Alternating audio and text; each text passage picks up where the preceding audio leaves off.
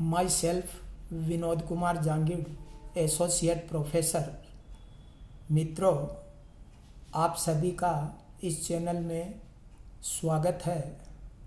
जैसा कि आज हम बीकॉम पार्ट 3 के EFM paper first international trade and intelligence के अंतर्गत हम विदेशी विनिमय और विदेशी विनिमय का दर का अर्थ, इसके प्रकार और प्रकारों के गुण और दोषों की विवेचना करेंगे।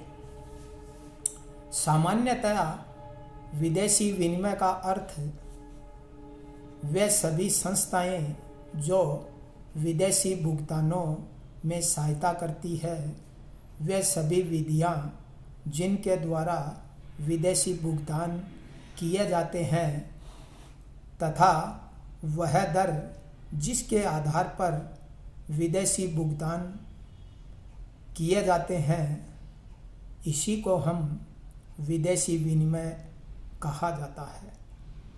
जैसा कि एक राइटर्स हार्टले विदर्स ने कहा है, विदेशी विनिमय अंतर्राष्ट्रीय मुद्राओं में परिवर्तन की कला और विज्ञान है।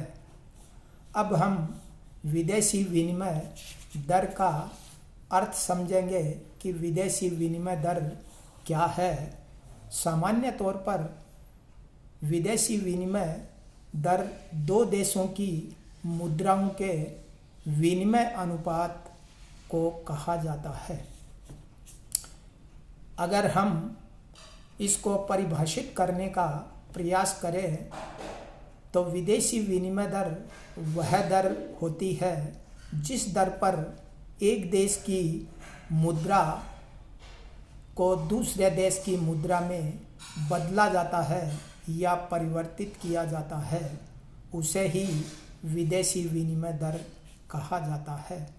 सामान्य तौर पर एक प्रसिद्ध अर्थशास्त्री हेन्स के अनुसार विनिमय दर एक मुद्रा की दूसरी मुद्रा में व्यक्त की गई कीमत को ही विदेशी विनिमय दर कहा जाता है।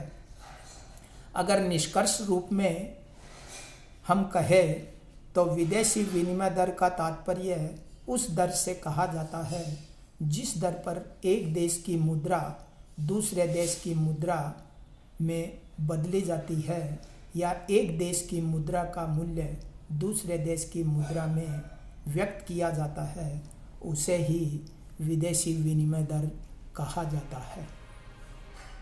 सामान्य तौर पर विदेशी विनिमय दर दो प्रकार की होती है, एक स्थिर और दूसरी परिवर्तनशील विनिमय दर।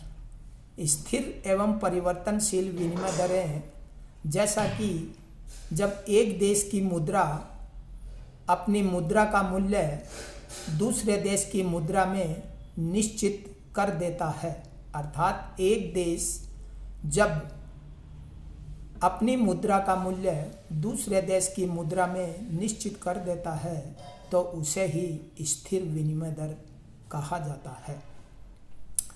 जैसा कि स्थिर विनिमय दर एक पूर्व निर्धारित स्तर पर निश्चित होती है और इसमें किसी भी प्रकार का परिवर्तन नहीं किया जाता। जैसा कि बाजार की मांग और पूर्ति शक्तियों में परिवर्तन होने के फलस्वरूप भी इस दर में कोई परिवर्तन नहीं होता है। देश का मौद्रिक अधिकारी इसे स्थिर बनाए रखने का हर संभव प्रयास करता है। अगर इसमें कोई परिवर्तन भी होता है तो एक निश्चित सीमाओं के भीतर ही होता है। विदेशी विनिमय दर के भी कुछ गुण और दोष है। जैसा कि इसके गुणों की विवेचना में या इसके महत्व के बारे में जब हम चर्चा करें तो इसके महत्व के मुख्य बिंदु अंतर्राष्ट्रीय व्यापार में वृद्धि करते हैं। इसके अलावा पूंजी निर्माण को प्रोत्साहन, विदेशी पूंजी का आकर्षण और तेजी से आर्थिक विकास को बढ़ावा भी देता है। इसके अलावा नियोजन की सफलता का आधार भी इसे माना जाता है। भुगतान संतुलन को बनाए रखने में भी यह सहायक सिद्ध होती है। इसके अलावा अंतर्राष्ट्रीय सहयोग में भी वृद्धि करने में यह सहयोगी है।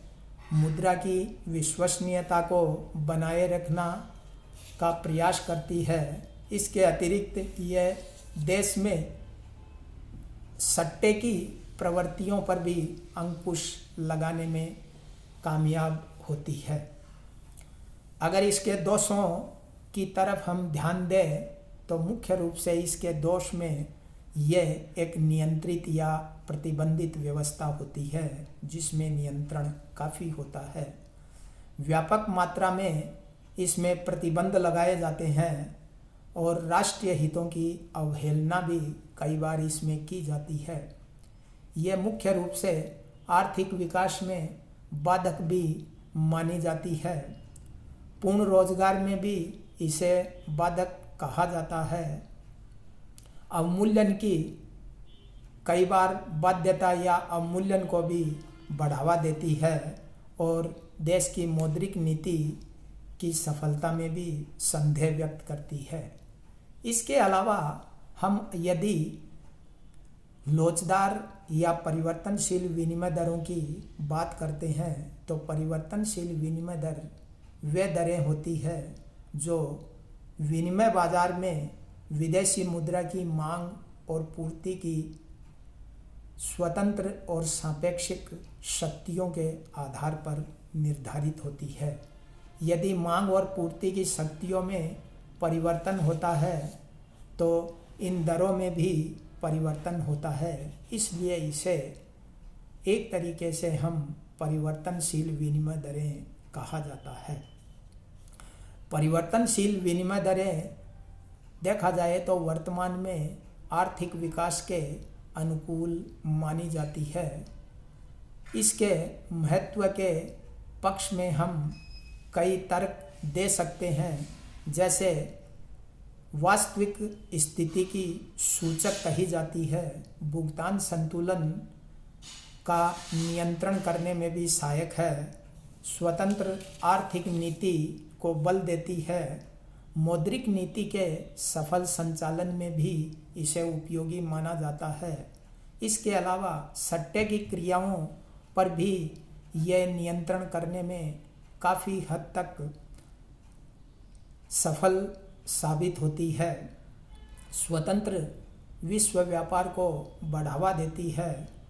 इसकी लागत भी सस्ती अर्थात यह सस्ती लागत पर उपलब्ध हो जाती है। मौद्रिक क्षेत्र में सुदृढ़ीकरण को भी बढ़ावा देती है और देश के आर्थिक विकास में सहायक मानी जाती है। इसके अलावा यह विधि भी दोषों से परे नहीं मानी जाती। इसके दोषों में मुख्य रूप से हम मुख्य है दोष जो मानते हैं, ये जैसे इस विधि की भी अविश्वसनीयता, लोग इस पर विश्वास जल्दी से नहीं करते हैं। इसके अंदर वित्तीय साधनों की बर्बादी भी होती है और कई बार ऐसा भी होता है कि विदेशी व्यापार को धक्का भी लगता है।